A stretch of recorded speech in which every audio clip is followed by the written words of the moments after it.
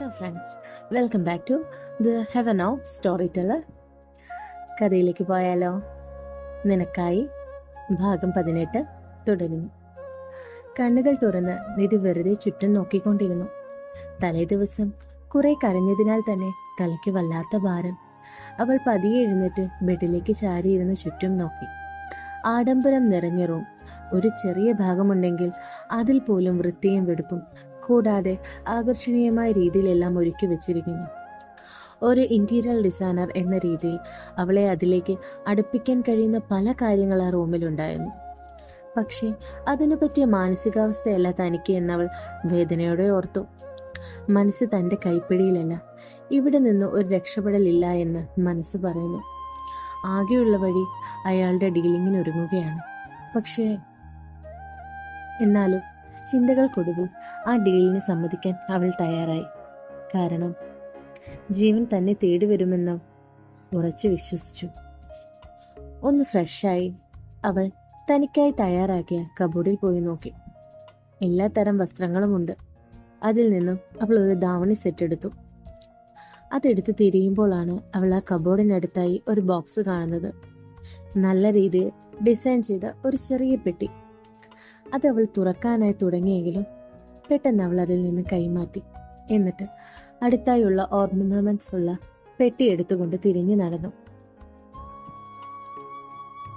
ദേവൻ അഥർവിന്റെ അരികിലിരുന്ന് ചില ബിസിനസ് സംബന്ധമായ കാര്യങ്ങൾ സംസാരിക്കുകയാണ്.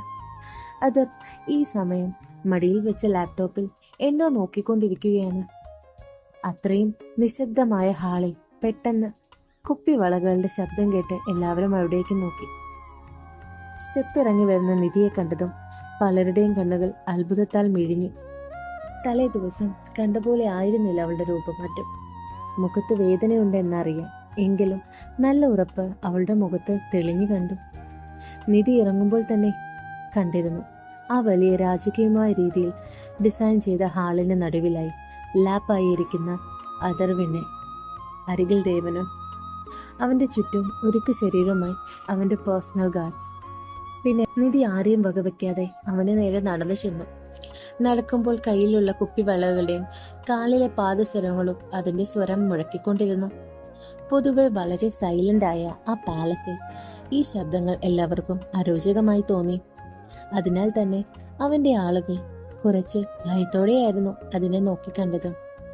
അവരുടെ കണ്ണുകൾ അതെല്ലാം കണ്ട് ശാന്തനായിരിക്കുന്ന അഥർവിലേക്ക് ചെന്നതും. എന്നാൽ ഇതൊന്നും ശ്രദ്ധിക്കാതെ നിധി എല്ലാവരെയും നോക്കിക്കൊണ്ട് അവന്റെ മുന്നിലായി ചെന്നിരുന്നു.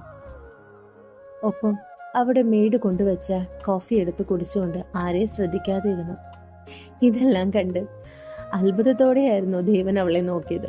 കാരണം ഇന്നലെ കണ്ട പെൺകുട്ടി തന്നെയാണോ ഈ നിൽക്കുന്നത് എന്ന് മനസ്സിലാക്കാതെ നിധി പെട്ടെന്ന് അയാളെ നോക്കി. തന്നെ ചിരിയോടെ നോക്കുന്ന ദേവനെ കണ്ടതും അയാൾക്ക് അരികിലേക്ക് ചെന്നു. ഹായ്, എന്താ അമ്മാവന്റെ പേര്? സോറി, പരിചയപ്പെടാൻ പറ്റിയില്ല.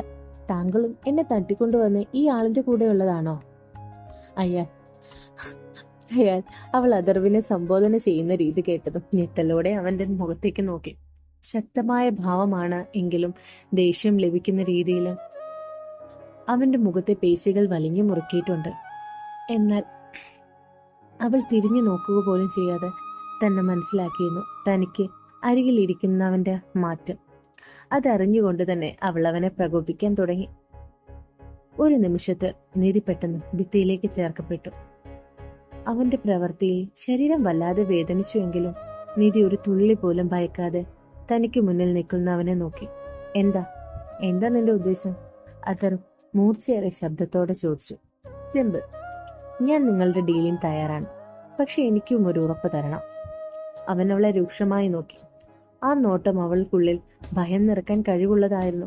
പക്ഷെ അത് കാണിക്കാതെ അവൾ അവന്റെ കണ്ണിൽ നോക്കി തുടർന്നു. മിസ്റ്റർ, നിങ്ങൾ പറഞ്ഞതുപോലെ ഞാൻ തയ്യാറാണ് ഈ ഒരു മാസം. പക്ഷെ ആ സമയം കഴിയുന്നതുവരെ എന്റെ ശരീരത്തിൽ നിങ്ങളുടെ കൈ പതിയരുത്. കാരണം എന്താണെന്നറിയോ? നിങ്ങൾ വിലയിട്ട പെണ്ണുങ്ങളിൽ ഞാനില്ല. അവൻ അവളുടെ വാക്കുകൾ കേട്ട് അവളെ ചൂഴ്ന്നു നോക്കി, അവന്റെ നോട്ടത്തെ പുച്ഛത്തോടെ നോക്കിക്കൊണ്ട്. സോ ഈ കൈ എന്റെ ശരീരത്തിൽ നിന്ന് മാറ്റണം മിസ്റ്റർ അഥർ. അത്രയും ശബ്ദത്തോടെയും ഉറപ്പോടെയും പറയുന്നവളെ കണ്ടതും